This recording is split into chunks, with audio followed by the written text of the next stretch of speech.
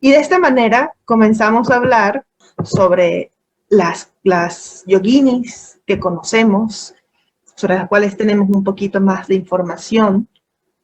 Y ven aquí, Mandarava, ven arriba que están las otras 4 dakinis. Aquí están ellas 4 con Padmasambhava. Entonces aquí tenemos Mandarava, Mandarava, hermosa princesa. Mandarava fue la primera consorte conocida de Guru Rinpoche cuando él estaba en su juventud.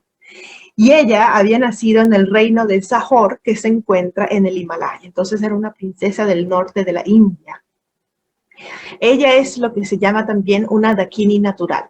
Desde que nació ya mostraba signos de que no iba a ser una persona ordinaria, y a medida de que crecía mostraba gran inteligencia. Tenía una increíble memoria, tenía una increíble facilidad para recitar los textos y los sutras, pero ella, al igual que Yeshet Tzogyal, aunque creció y se convirtió en una mujer muy hermosa, no se quería casar. Igual que Yeshet Tzogyal, no se quería casar y no se quería casar y no se quería casar, pero tenía muchos pretendientes y el padre era el rey del de Sahor, entonces la querían obligar a casarse. Y cuando estaban a punto de decidir el día siguiente, ya iban a decidir quién iba a ser su marido, ella hizo algo impensable, algo que la define como una verdadera yogini. Y lo que hizo, ¿saben qué hizo? Una locura. Imagínense, tiempos antiguos, siglo VIII Mandarava. Le sirvió a su padre, el rey, un plato de carne humana de un brahman que se había muerto como protesta. Imagínense. Todo lo peor que se pueden imaginar. Servirle carne, y no solo carne, sino carne humana. Y no solo carne humana, sino la carne de un brahman, que no habría que tocarla, que habría que quemarla y ofrecerla a los dioses. Bueno, imagínense, esta es la Dakini airada. Así comenzó su sendero, dándole al rey carne humana.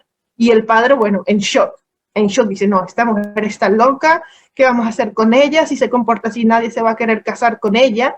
Pero tras ese signo de protesta, ella desapareció del palacio, se escapó.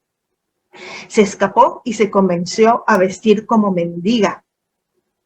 Entonces, de esa manera, como vemos en muchas historias antiguas, ¿cierto?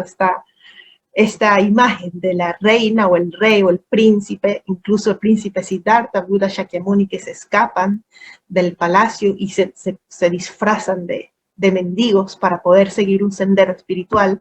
Eso fue exactamente lo que hizo Mandarava. Mandarava, esta gran yogini, logró conseguir un maestro. Y este maestro es importante para la historia del Tíbet porque es Shantarakshita. El gran maestro Shantarakshita le dio la ordenación como monja. Entonces, el padre se enteró de que ella había recibido la ordenación monástica y como tenía gran respeto el padre por Shantarakshita, entonces la perdonó. La perdonó, dijo, bueno, si el maestro Shantarakshita te ha aceptado, pues debe ser que ve en ti el potencial para la práctica espiritual. Y la perdonó, y no solo la perdonó, sino que el padre le regaló un palacio para que ella meditara. Dijo, ¿tú quieres meditar? Vale. Este palacio es tuyo para que sea tu palacio de meditación, no una cueva, un palacio de meditación tenía Mandarava. Pero ¿qué ocurrió? Que un día Mandarava sintió una especie de agitación y de ansiedad y no sabía por qué ni en dónde venía, y comenzó a caminar. Y dice la historia que llegó a un lugar llamado de la zona de Mandi, siempre del norte de la India, en el Himachal Pradesh, de hecho. Y entonces, mientras ella iba, Padmasambhava venía y los dos se encontraron. Y fue instantáneo, fue predestinado totalmente. Era joven Padmasambhava en esos tiempos y dice la historia de Mandarava que ella lo vio volar, que ella lo vio volar y siguió a ese hombre que ella veía en el cielo, y ese era Padmasambhava. Entonces los dos inmediatamente, sus energías sutiles se atrayeron y fueron inseparables desde ese momento. Entonces Padmasambhava se convirtió en el consorte de ella.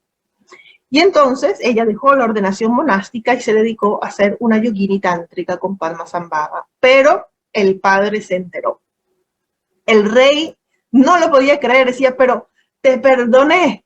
Y además de que te perdoné y te di un palacio para que practicaras, ahora vas y dejas los votos. Es decir, eres una vergüenza para la familia y andas por ahí con un mendigo haciendo quién sabe qué. Entonces se acabó. Esto está destruyendo mi honor. Y decidió quemarlos a los dos. Imagínense. Así fue la ira del rey. Mandaraba y Padmasambhava hizo una gran pila de madera y los quemó. Y le encendió fuego.